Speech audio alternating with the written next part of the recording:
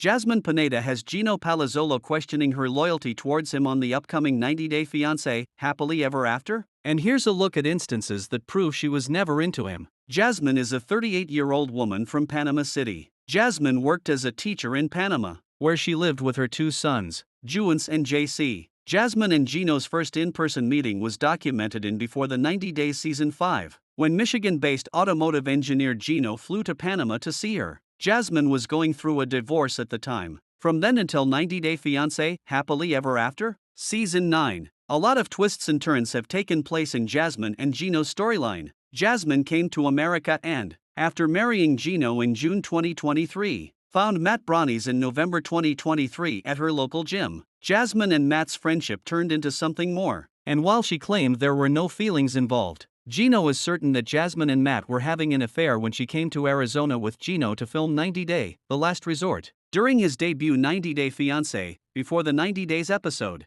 Gino claimed that he had met Jasmine in March 2020 via an international dating site. The two hit it off online and supported each other emotionally as the COVID-19 pandemic unfolded. After about 9 months of messaging and video chatting, they finally met face-to-face in Panama in December 2020, marking a significant moment following travel delays caused by the pandemic, via ET. Gino proposed to her during his first trip to Panama as he had intended. This was despite a major argument between them over his sugar baby past. Jasmine was upset over finding out that Gino had forwarded her topless photos to an ex-sugar baby. She called him names and said she wanted to break up with him. She ridiculed women who worked as sugar babies. Interestingly, in the tell-all, it emerged that their connection began on a sugar baby website. Gino admitted to meeting Jasmine on such a site, prompting her to explain that a friend had created her profile. Many fans were skeptical of her account. The revelation stirred controversy and fueled viewer speculation about the financial dynamics at play in their relationship. During Before the 90 Days, Jasmine repeatedly pressured Gino to spend well beyond his means. She expected a $500 clothing haul during their Panama shopping trip, but Gino refused, admitting he was not going to spend $500 on clothes. Gino had been laid off from his job and was digging into his savings to pay for Jasmine's whims and fancies, from her rent to a $2,000 Panama Island trip,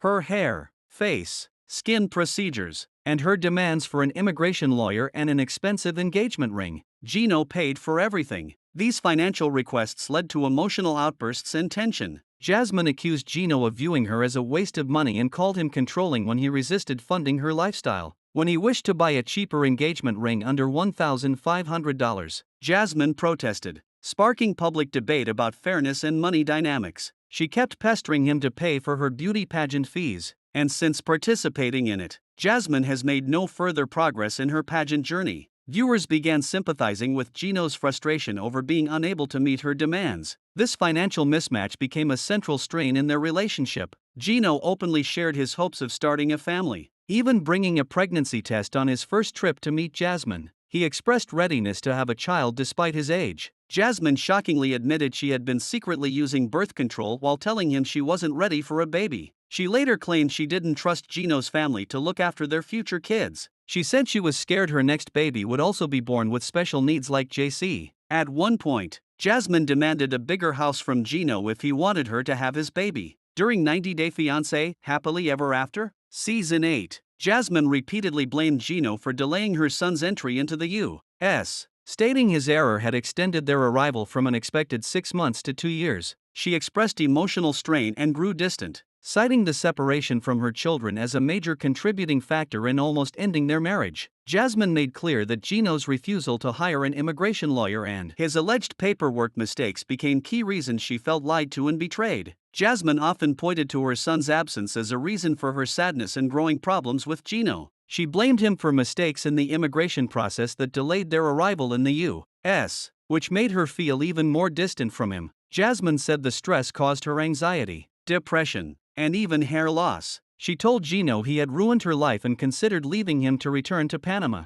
just so she could be with her boys again. Her sons became a major source of emotional leverage in her ongoing conflict with him. Jasmine repeatedly pressed Gino to consider an open marriage during their time on 90 Day Fiancé's 90 Day, The Last Resort. She expressed frustration over their intimacy drought. She hadn't been intimate with him for 9 months and suggested ethical non-monogamy as a solution. At one point, she bluntly told him, We made the decision to move forward with an open marriage. It's like a new beginning for us. Initially shocked and resistant, Gino slowly warmed to the idea during therapy sessions. Acknowledging Jasmine's unmet needs, he agreed to discuss the situation with a third person involved in their marriage. The couple's therapist led discussions on location sharing and guidelines, which Jasmine supported and Gino found necessary for comfort. During a pivotal group therapy session, Gino admitted he felt cornered, saying an open marriage might be the only way to keep Jasmine in my life. He later clarified that he only agreed because he loved her and feared losing her permanently. Gino did not expect Jasmine to leave him after a few weeks of completing couples therapy for a man she readily agreed to have a baby with. Since Jasmine received backlash for how she treated Gino throughout the entirety of their 3-year relationship, she's going out of her way to prove that she made the right choice by picking Matt. Jasmine has been throwing shade at Gino on social media and has even gone to the lengths to claim that Gino was cheating on her. As per Jasmine, Gino was cheating with a woman from Las Vegas named Natalie while they were filming The Last Resort. She swoons over Matt and praises his fitness, suggesting she never found Gino attractive, and Matt is more of her type. Even though her NDA prevents her from revealing her relationship status with Matt, she's not afraid of posting intimate moments between her and her baby daddy. Jasmine tried to fuel rumors that Gino was interested in men and tried to link him up with Rob Warren just because he supported Gino at the reunion. One of her captions for a selfie with Matt was, "Good-hearted, kind, handsome, hardworking, not a pervert or corn addict with a working eggplant emoji, hair," and the list goes on, revealing why she isn't with her 90-day fiancé, happily ever after partner anymore.